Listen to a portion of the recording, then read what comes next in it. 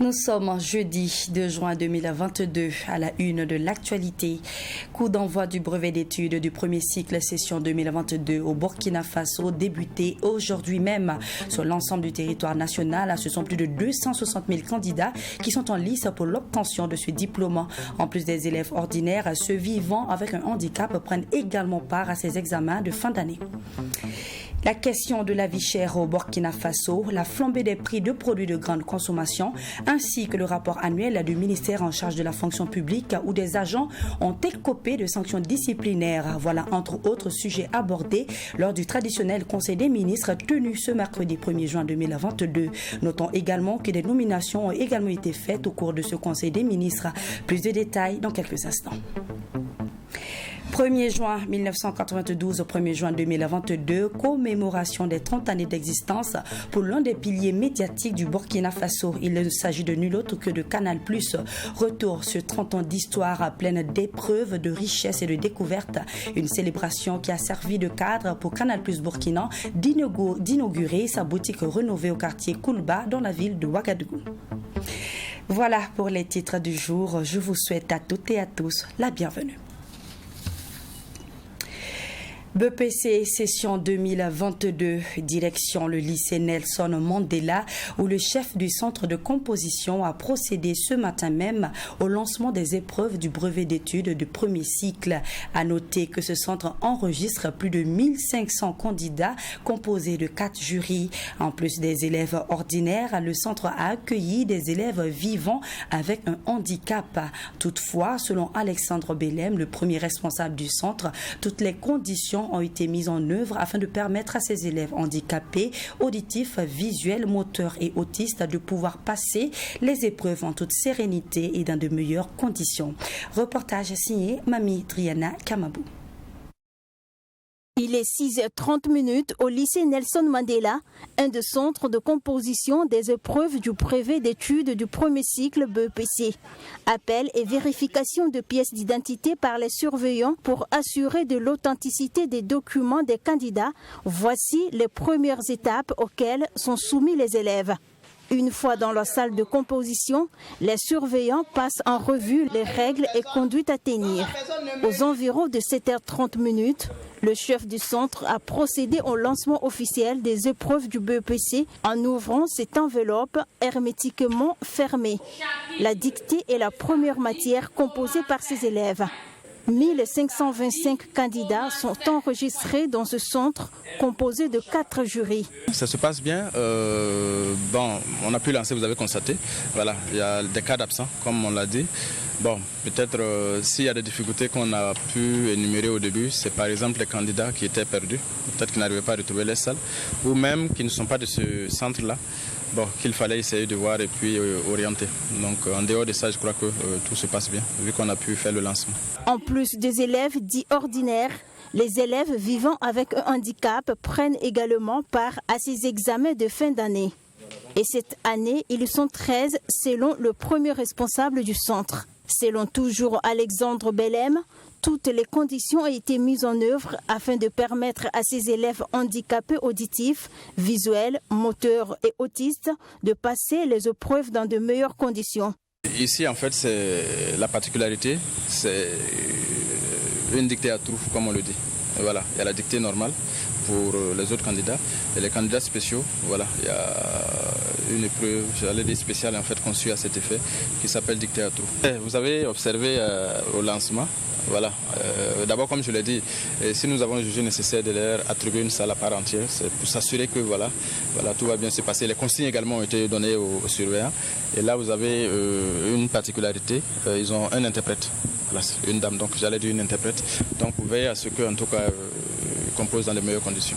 Notons que sur l'ensemble du territoire national, 260 058 candidats sont sur la ligne de départ pour l'obtention du diplôme du brevet d'études du premier cycle contre 302 071 pour l'année dernière, soit une régression de 16,16%. 11 régions sur les 13 que compte le Burkina Faso ont vu leur effectif réduit. Les résultats du premier tour sont attendus dans 2 semaines, selon le ministère de l'Éducation nationale. Tenu ce 1er juin 2022 à Ouagadougou, le Conseil des ministres en sa séance ordinaire a connu la présence effective du président du Faso, Paul-Henri Sandaogo Damiba. Était au cœur des échanges la question de la vie chère au Burkina Faso, la hausse des prix de produits de grande consommation, des nominations au titre du ministère en charge des Affaires étrangères ainsi que du côté du ministère en charge de la Justice. Alexis Wenkouni Belemnaba nous en dit plus. 25 institutions et départements ministériels sur une quarantaine ont transmis leur rapport annuel 2021 sur leur fonctionnement. Sur 15 dossiers examinés, des agents ont écopé diverses sanctions disciplinaires. C'est ce qui ressort du rapport annuel du ministère en charge de la fonction publique présenté au Conseil des ministres de ce 1er juin. Au cours de la tenue des sessions du Conseil de discipline, 15 dossiers ont été examinés et des agents ont écopé de diverses sanctions, à savoir un abaissement d'un échelon, un abaissement de 2 échelons, un retard d'avancement, une rétrogradation, le remboursement des salaires indûment perçus. 3 agents donc n'ont pas été sanctionnés après la saisine des conseils de discipline. Le rapport a fait ressortir également des difficultés rencontrées par les conseils de discipline dans leur fonctionnement et formulé des recommandations. La question de la vie chère au Burkina Faso était également inscrite à l'ordre du jour. Les produits de grande consommation dans le pays connaissent une flambée de prix. Une sous-commission est mise en place et des concertations sont toujours en cours, selon le ministre en charge du commerce, afin de trouver des pistes de solutions. Comment réduire le prix des denrées importées, sachant qu'on n'a aucun produit qui produit ici couvre les besoins de nos consommateurs. Donc malheureusement, on est obligé de se battre des 2 côtés, comment réduire le prix de ce qui est produit, mais surtout comment réduire le prix de ce qui est importé afin de faire face à la demande. Maintenant, sur le long terme et de façon prospective, il faut voir comment réduire cette dépendance des importations. Mais comme vous le savez, ce n'est pas une question qui se règle en une année, 2. C'est des politiques qui sont mises en place, c'est des structurations, c'est des investissements et c'est la production par la suite. Des nominations sont également faites au cours de ce Conseil des ministres et au titre du ministère en charge des Affaires étrangères, un ambassadeur extraordinaire et plénipotentiaire de la République algérienne au Burkina Faso avec résidence à Ouagadougou sera nommé. Du côté du ministère en charge de la justice, 150 élèves greffiers en chef, greffiers, secrétaires de greffe et parquet et des auditeurs de justice seront recrutés dans le cadre des concours session 2021.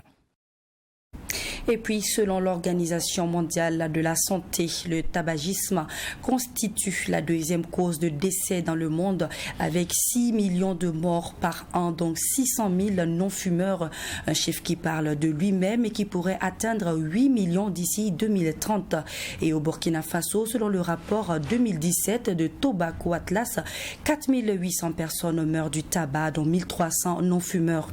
À l'occasion de la journée mondiale sans tabac, commémorée chaque 31 mai, placée sous le thème « Le tabac, une menace pour notre environnement », le ministre de la Santé a invité les populations, notamment les fumeurs, à se démarquer de la consommation du tabac afin de préserver leur santé et l'environnement. Maxime Jean-Eul Bambara pour le reportage.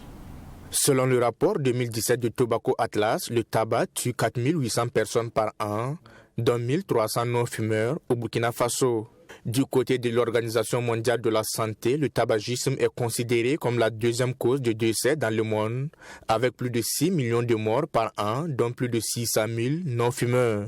Pire, selon les prévisions de l'OMS, le nombre de victimes dues au tabac pourrait atteindre 8 millions d'ici à 2030 dans le monde, dont plus de 80% dans les pays à revenus faibles ou moyens comme le Burkina Faso, si rien n'est fait. En plus d'être la cause de 71% des cancers du poumon, de 42% des maladies respiratoires chroniques, de 20% de l'incidence mondiale de la tuberculose, le tabagisme est également responsable de près de 10% des décès dus aux maladies cardiovasculaires.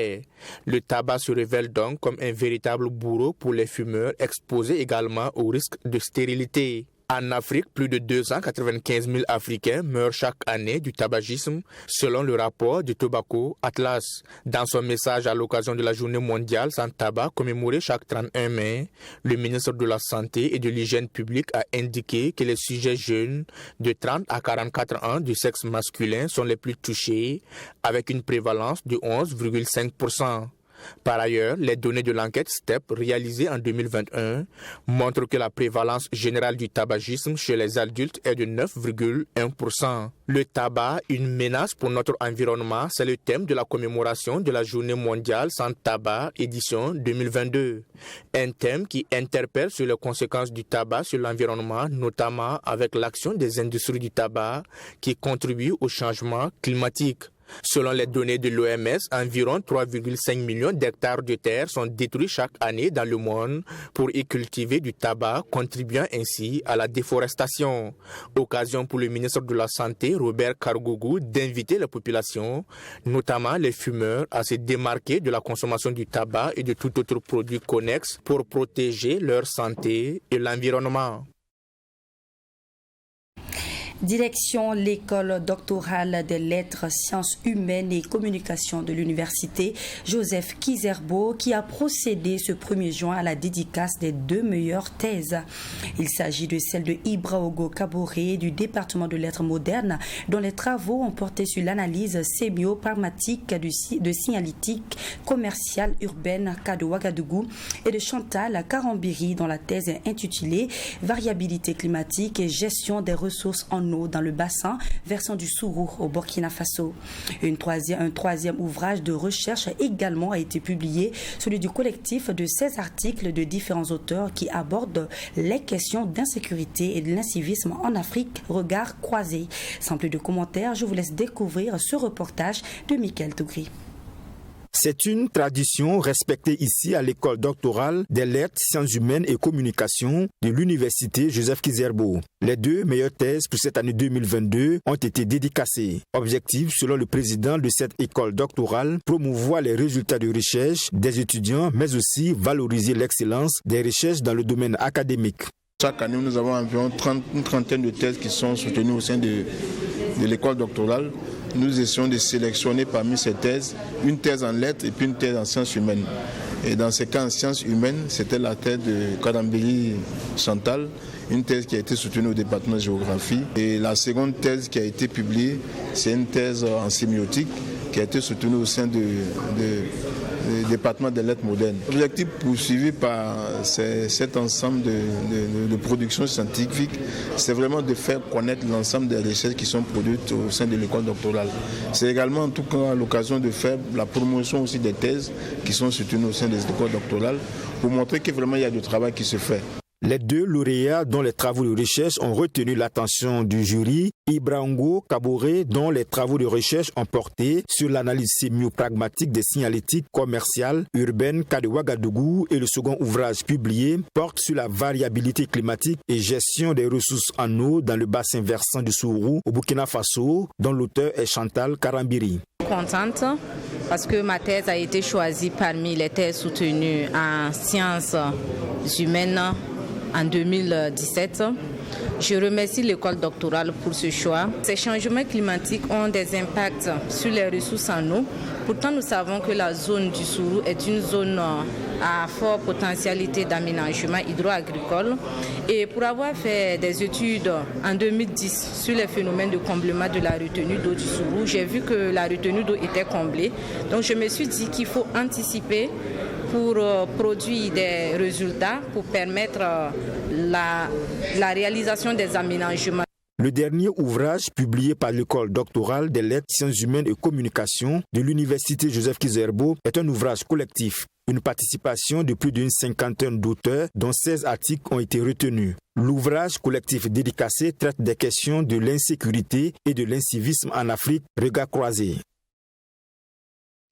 2012 à 2022, cela fait maintenant 10 ans que l'école supérieure privée en direct existe à Ouagadougou. Cet institut privé d'enseignement supérieur à distance s'érige comme l'un des pionniers en matière de formation en ligne au Burkina Faso et dans la sous-région. À noter que l'EDE a également formé plus de 2000 étudiants au Burkina Faso et dans plus de 25 pays. Ce 1er juin, les premiers responsables de l'établissement ont donc décidé de faire une halte afin de commémorer ces 10 années d'existence. Une commémoration qui s'est soldée par la première édition de la journée scientifique à Sarah Kaboré avec la voix de Wenlasida Kaboré.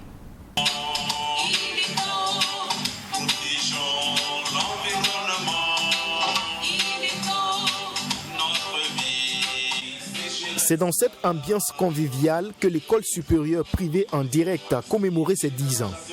Créée en 2012, elle s'érige comme l'une des pionnières en matière de formation à distance au Burkina Faso et dans la sous-région.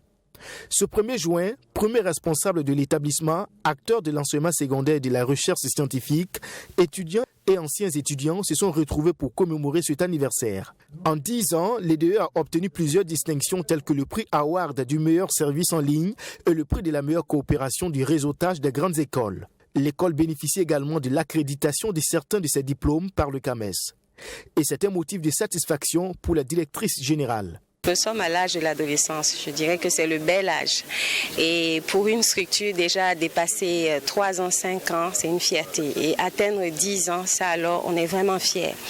Et comme cette année, on l'a lancé avec nos différentes formations en ligne, on sait qu'avec toutes les demandes qu'il y a dans le monde aujourd'hui, la formation est incontournable. Aujourd'hui, vous avez tout ce qu'on parle d'enseignement hybride. Ça dit qu'on ne peut plus travailler sans utiliser les nouvelles technologies. Nous avons cru en 2012, on a lancé à un moment où il n'y avait pas du tout d'accompagnement de tout ce qui est formation numérique. Le professeur Paré nous a accompagnés, il a cru en nous. Et si aujourd'hui nous existons, je peux dire que nous sommes son plus produit. Professeur Joseph Paré, ancien ministre de l'enseignement supérieur et de la recherche scientifique, a longtemps soutenu la création de l'école supérieure privée en direct. Séance tenante, il a félicité la directrice non seulement pour les résultats engrangés, mais aussi pour le choix du thème de cette commémoration qui est « Enseignement à distance et recherche scientifique, défis et perspectives ». Au moment où les gens n'y pensaient pas, vous avez pensé déjà, vous avez trouvé l'attelage dans une société qui est marquée par la quête de l'excellence et du progrès. En cela, vous avez eu une vision et cette vision mérite d'être félicité parce que 10 ans, on rentre dans l'adolescence. Donc nous souhaitons que cette adolescence pour votre institution soit une adolescence heureuse. En m'intéressant maintenant au thème de votre travail, enseignement, de votre présente session, je pense que vous venez là de montrer le lien qui existe entre l'enseignement et la recherche. L'enseignement ne peut pas progresser sans la recherche et la recherche elle-même ne peut pas progresser sans l'enseignement. Cette commémoration se solde par la première édition de la journée scientifique de l'école supérieure privée en direct. Des expositions de produits scientifiques et une conférence publique étaient également au programme des 10 ans de l'EDE. Et c'est dans cette ambiance festive que nous poursuivons ce journal avec une autre commémoration. Et bien, cette année 2022 marque les 30 ans d'existence de Canal+ sur le continent africain. Depuis 1992, année de son arrivée en Afrique, il est devenu un acteur majeur dans le paysage médiatique burkinabé. 30 ans d'histoire pleine de richesse, de diversité et de découvertes qui, au fil des années, a su conquérir plusieurs millions de ménages burkinabés. Pour célébrer ces 30 ans, Canal+ met à la disposition de ses abonnés des surprises dont je vous invite à découvrir dans ce télément de Mamedriana Kamabou. C'était un 1er juin 1992 que Canal+ a déposé ses valises sur le sol africain. Débuté avec une chaîne de télévision, au fil des ans, Canal+ a su gagner le terrain et conquérir le cœur des Africains par ses multiples offres. Et pour marquer d'une pierre blanche cet anniversaire, Canal+ Burkina met à la disposition de ses abonnés un certain nombre de surprises. Des surprises qui seront mises à la disposition de tous ceux qui désirent faire partie également des abonnés de cette structure. Le premier, c'est pour ceux qui ne sont pas encore abonnés, une baisse du ticket d'entrée, puisque le décodeur passe à 1000 francs à partir de la formule évasion. Pour ceux qui sont déjà abonnés, 30 jours à la formule supérieure, donc pendant tout le mois de juin. Donc surtout, n'hésitez pas à venir vous réabonner. Et puis enfin, un troisième cadeau. Ce troisième cadeau, c'est la possibilité de gagner 30 mois d'abonnement à la formule Tout Canal+. Donc 30 mois, ça fait 2 ans et demi, donc c'est un très beau cadeau. Pour gagner ça, il suffit simplement de vous réabonner. Nous allons prendre chaque jour le 30e réabonné de la journée et nous allons lui faire ce cadeau-là. Donc il y aura 30 bénéficiaires à la fin du mois de juin. 30 ans d'une histoire pleine de richesse, de diversité et de découvertes, Canal+ compte de nos jours plus de 200 chaînes télé, de radio et de services web. Un bilan des 30 ans qu'il juge satisfaisant au regard du service offert.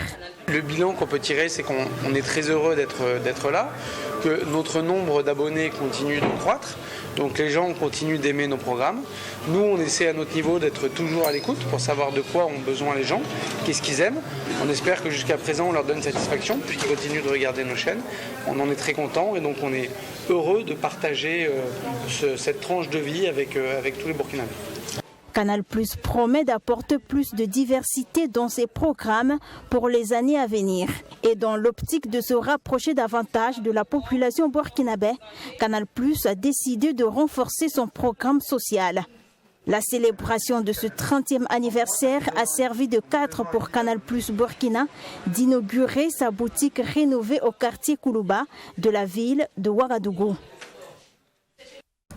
Voilà, et puis en vue de consolider les liens d'amitié avec les habitants de Tanguy-Dassouri, l'Union régionale des supporters des étalons du centre a offert du matériel sportif à l'équipe FC Naba Baongo. Un lot de matériel composé de jets de maillots et de ballons afin de soutenir cette équipe dans les compétitions à venir. Ce fut l'occasion également pour cette délégation de demander des bénédictions au chef du village afin que les étalons puissent entamer au mieux les éliminatoires de la CAN 2023.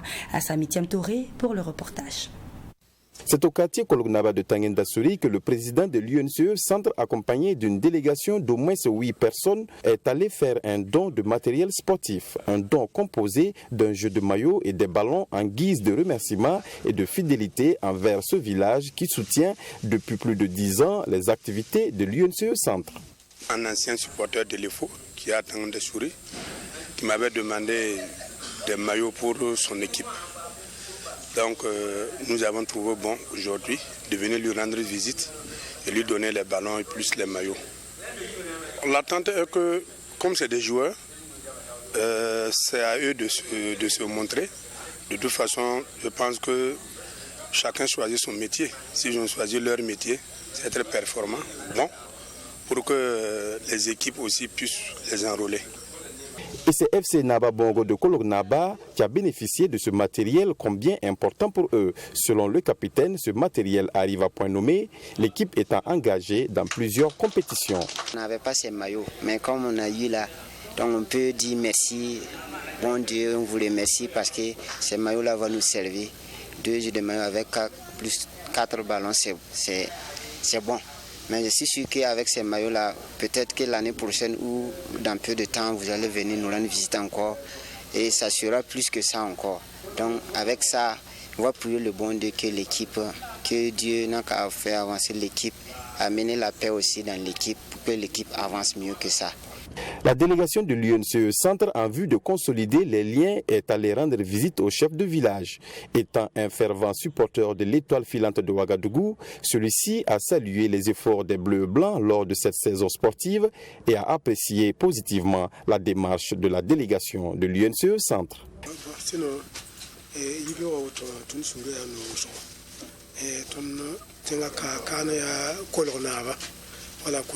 Nous, habitants de Kolonaba, nous sommes très heureux de recevoir cette délégation ce matin.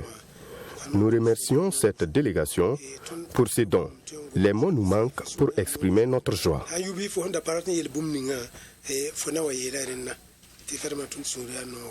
Le président et ses compagnons sont repartis de Tangendasouri avec des bénédictions et des souhaits de réussite dans leurs activités. De retour du Cameroun, où les étalons scrabbleurs ont porté haut les drapeaux du Burkina avec des médailles, la Fédération burkinabé de Scrabble a tenu son 9e championnat national ce dimanche à Ouagadougou. À noter que plus de 50 joueurs se sont mesurés dans 3 épreuves différentes et c'est Yves Laurent Sommet qui remporte l'épreuve du jeu classique et se succède donc à lui-même. Siaka Ouattara, quant à lui, remporte l'épreuve du duplicate et du défi. Assami Tiemtoré pour les détails.